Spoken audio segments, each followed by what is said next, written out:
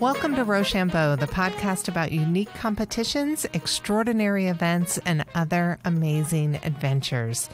I'm Kim, and I sure have missed you guys. Sorry for the radio silence, but as all of the unique competitions and extraordinary events have been overwhelmingly canceled recently, I've been at a loss on what to report to this wonderful RoShamBo family.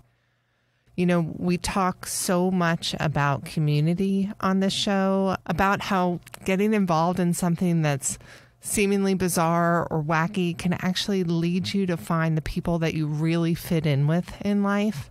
And just like you, I've been missing the days when we gathered in great numbers to do really obscure and fantastic things. Well, thankfully, our friends at the Grand Kinetic Championship are digging deep, and they've created a phenomenal virtual version of their yearly spectacular. We covered the Grand Kinetic Championship in our third episode of RoShamBo, and we were blown away by the creativity that this kinetic community exudes.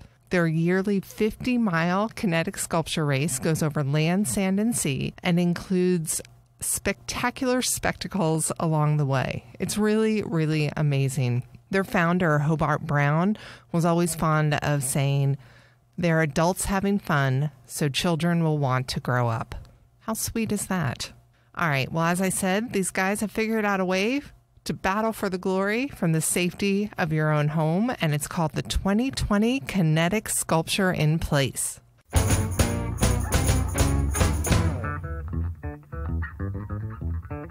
This 3-day online human-powered art event is happening this weekend with live streams on Saturday, Sunday, and Monday. Artists, engineers, athletes, and glory hogs of all ages will compete for the traditional categories of art, speed, engineering, and pageantry. All of this is the brainchild of the Kinetic Universe, and here to tell us all about it is Queen Professor President of the Kinetic Universe Board, Kati Texas. Kati, welcome to RoShamBo. Hello, thank you so much. So happy to have you here, and so thrilled that you guys figured out a way to take your amazing event and bring it online. Well, it did seem to be the order of the day. We took a look at when it became really obvious that there was no way that we were going to hold Humboldt's largest public event in person in late May. Everybody was just instantly heartbroken, and we had to figure out how are we going to do the mission, the thing that we want to do, but under these circumstances. And that sort of like dynamic thinking on your feet and creative problem solving is really what kinetic sculpture racing is all about. No doubt. So we gathered a group of kinetic racers and the board of Kinetic Universe and some race organizers. You know, the Kinetic Grand Championship is the granddaddy race, the original, and the biggest and longest, and it's definitely the Grand Championship. It's the most difficult. But there's over a dozen races all over the country. And there have been some that have been around for quite a long time. So we talked to some really great folks that helped to organize those other races, including the Corvallis, Ventura, and some other folks. And we all sort of threw ideas out as to what an online event might look like. You know, what can we ask people to do that's an interesting creative challenge that still touches on the spirit of kinetic sculpture racing. Kinetic sculpture racing takes so much. It takes so much time and space and energy and money and cooperation. It is really, really challenging just to get to the start of the race. And that's to say nothing about what it's like to pedal up Dead Man's Drop or to like safely descend Table Bluff in a machine that you built yourself. And so this really hard and amazing and challenging thing to do. When you ask the kinetic racers, why are you doing this? They will all give you the exact same answer. And that is, it's for the glory. They do it for the glory, for the fans, for the thrill of it, for the challenge. And that is the spirit of kinetic sculpture racing, and the spirit of the Kinetic Grand Championship is to go do something totally ridiculous with all of your heart, with absolutely everything. And it brings so much glory to the artists and to the community, and everybody loves it. It's a really unifying force around here. It brings together artists and engineers and athletes and people who, might not work on a project together otherwise, get together because all these different sorts of skill sets are needed to accomplish kinetic sculpture racing. It's really an amazing feat. And when you think about in the normal race that an actual human being is getting inside of these contraptions to do all of these amazing athletic activities, it's mind-blowing. It really is. And so the idea that you transferred this online, how do you get rid of the human being in the contraption? What do you do instead? Well, so picture it like this. Picture we have Humboldt County, this beautiful place with, there's lovely little towns and the bay and the rivers and the sand dunes and the hills and the ranges and the beaches. And we take human-powered sculptures and move them across that beautiful landscape, and the landscape itself becomes the challenge. So we decided to just turn that upside down. Now, instead of building the thing that moves across the landscape, we're building the landscape. And so our kinetic sculpture racers have built kinetic landscape contraptions, and across that contraption must travel the glory, otherwise known as a kinetic chicken who is sheltering in place inside of their shell, otherwise known as an egg. Bravo. That's wonderful. So the teams will take their egg and they will put it across 3 different kinetic landscape contraptions that meet specific requirements. And they will film those, and then those films are given over to the judges. And each film will be judged for art, speed, and engineering. In the Kinetic Grand Championship, teams vie for the title of Kinetic Grand Champion. And that comes with a specific set of requirements that our challenges this year just don't relate. So we had to come up with a new title. We needed an overall champion who got the best overall score in art, speed, and engineering combined. So we went along with the kinetic chicken theme, the kinetic chicken and the egg. So it is Grand Egg. In this case, egg, EGG, standing for Exalted Glorious Gallus. So it is the Grand Exalted Glorious Gallus is the title that they are going for. That's fantastic. So people are building their contraptions, they're building their landscapes, and then what is the race going to be like? Well, teams need to do their run and record it. So they'll have an official run where they put their egg, their team egg, their sheltering chicken, into their contraption and run it through, and hopefully it comes out safely. And there's a way to prove that in the little video that they send in. And then all the teams are sending in these videos. We're taking that and editing it together into the challenge segments that will be broadcast on the live stream. In addition to that, we're going to have some really great kinetic commentators that are running commentary on the whole day, like sportscasters. Also, on the day, kinetic teams are going to have some on-the-day challenges. So they're going to have additional challenges that they have to meet on Saturday, Sunday, and Monday of Memorial Day weekend, just like they would have to be doing something on Memorial Day weekend to do the Grand Championship. We're not telling anybody what those challenges are yet, but you can go check out the Kinetic Universe page or watch the live stream on the day, and we're going to put those out, and then teams will create whatever the prompt is, whatever the creative challenge is for that day, and they will post them on their team's Facebook page. There's some hashtags. We do a little social media magic, and we end up getting those onto our streams, and then the judges are going to be able to see those. So they don't get to know what those are until the day. Understood. And so you've gotten videos already from the competitors. Tell us about some of the contraptions. I am absolutely blown away. Tell you what, when we figured out that we weren't going to be able to do this touchstone event. This is so important to so many people. And we decided that we were going to turn it around online.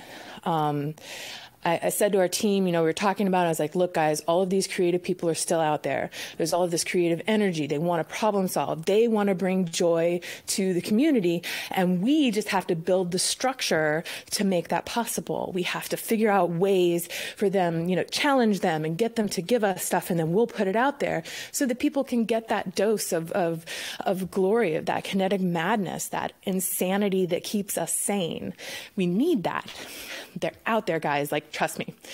So we build this structure, there's rules and there's a website and there's just all of this back-end skeletal work that has to happen.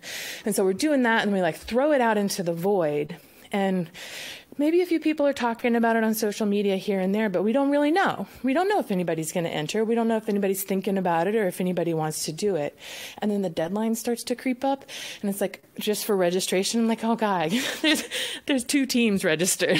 The deadline's tomorrow. What is going on? Nobody's going to do this. We've just put all this effort into something and nobody's even paying attention. And then on the registration day, the registrations just start rolling in. They just start rolling in. Gosh. And then we even extended it another day. And now we have 12 teams competing. Nice. I was so happy after such a long gap between putting it out there and finally hearing whether or not people are going to do it, that people are actually doing it. I'm over the moon. And then watching the actual videos, I got to skim all the team videos while we were organizing them and getting them set up so that the editors and the judges could get access to them and do their thing. And they are just amazing. There's so much creativity and so much heart and so much total silliness and gallows humor about the bizarre situation that we're all in. I was crying. I'm bawling. It's a team so called wonderful. I love all the teams. I'm not gonna say a favorite. I'm not a judge. I don't have anything to do with who wins, but some of the teams just had me rolling on the floor. So the normal Grand Championship has some very distinct parts to it, and I've noticed you've tried to reconstruct a couple of the ideas. Can you tell me about Dead Man's Drop / now Dead Man's Egg Drop? Dead Man's Drop is, I think, probably the most exciting and definitely the most dangerous challenge in the Kinetic Grand Championship. It is a very, very tall sand dune. It takes a very long time to slog your way up one side of it and then almost straight down on the other side. I think someone measured it at it was a 12% grade. It's just, it doesn't really matter. It looks, when you're standing on top of it, it looks like you're looking down the side of a sand skyscraper. When we started talking about engineering challenges that you could do indoors, an egg drop is something that lots of different people did in 5th grade. It's just a sort of a regular engineering challenge that people can wrap their head around. Well, we had, we put some really strict restrictions on it to make it especially challenging, because we've got some pretty smart people. We don't need them just dropping an egg off the roof in a styrofoam cup. They can figure that out. Pack it in Jell-O, move on. What they have to do for the Dead Man's Egg Drop is they have to build a contraption where you put the egg in it and the human can set it in motion, but then they have to get at least 6 feet back. So this isn't a person moving it through. The contraption itself has to move the egg. It has to start from 0, move up to at least a height of 6 feet, free fall for 2 feet, and then land back at 0, back on the ground or on the floor, undamaged. That sounds difficult. So how, right? Well, the answer to how has come in so many different ways. I've seen clockwork mechanisms. I've seen marble runs. I saw one, because the rules say that it couldn't be human-powered. I believe one of the sculptures is dog-powered. There was a team that we said that you could, acceptable forms of energy to use included solar energy and buoyancy. And there was one team that used balloons to accomplish this. And then I don't want to spoil it, but they It was pretty creative. Wow. So that's the dead man's egg drop. And then for day 2 of the Kinetic Grand Championship, we cross the bay. Well, we go along the bay. So your team has to get into the water. It has to float. It has to propel on the water. And it has to be able to get out of the water on its own. So it's kind of the same with the egg. The egg has to start a certain distance away from the water, and then all the humans have to move back. Then the egg goes to the water, has to cross at least 1 foot of water, and then get out of the water. And in the process, the egg has to get wet. So does that mean the egg rolls down a hill into the water and then rolls out again? Maybe. Is it a contraption that like drops the egg in the water and picks it back up again? Also maybe. Once again, there's just as many solutions to this as you can imagine. Wow, wow, wow. So that's our little bay thing. And then on day 3 of the Kinetic Grand Championship, we crossed the Eel River. And day 3 has traditionally had a mud element. So not just sand, because sand and mud are 2 very different things, as you might imagine, but they're 2 very different engineering challenges to traverse. So for challenge 3 of the Kinetic Sculpture in Place, we are having them do a mud run. And this is kind of like a marble run. The egg has to traverse a horizontal distance of 6 feet and a vertical distance of 6 feet. So as where in the bay crossing or even in the egg drop, you could have your egg in some sort of container or in some sort of vehicle. For the mud run, the egg has to be naked.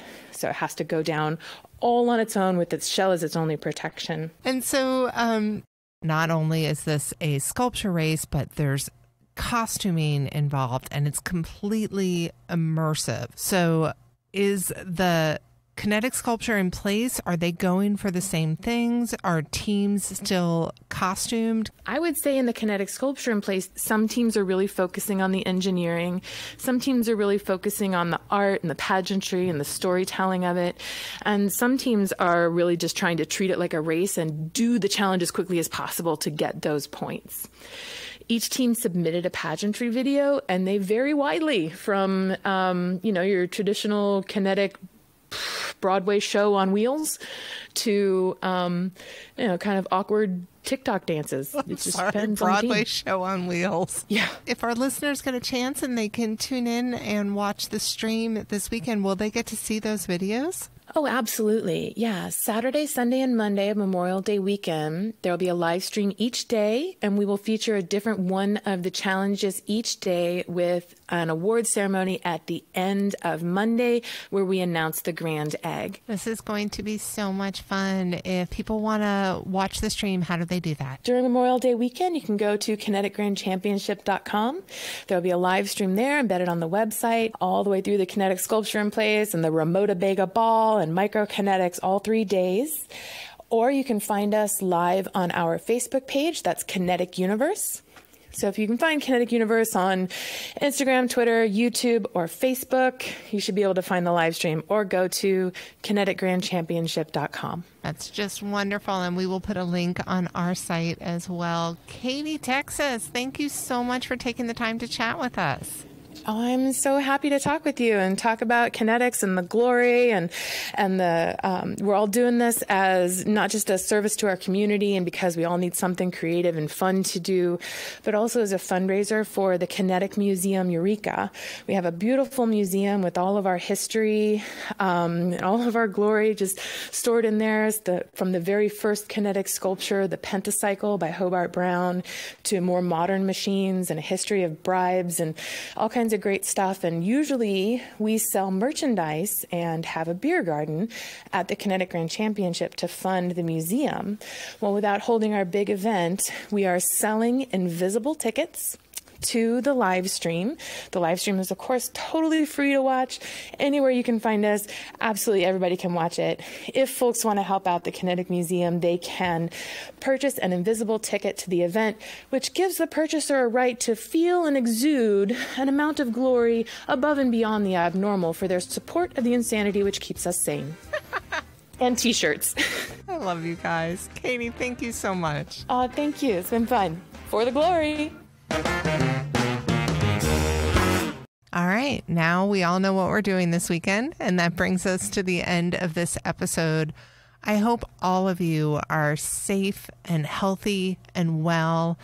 And together, let's look forward to a future of many, many more extraordinary events. If you enjoyed the podcast, please take a second to write us a review on Apple Podcast or wherever you listen to podcasts. Reviews are great for us. It really helps people find our podcast that haven't heard of RoShamBo before. So very much appreciated if you have time. Also, I wanted to thank Cadillac Jones. They are jazz funk legends from Atlanta, Georgia, and they are kind enough to supply us with all the music you hear on RoShamBo. Till next time, people.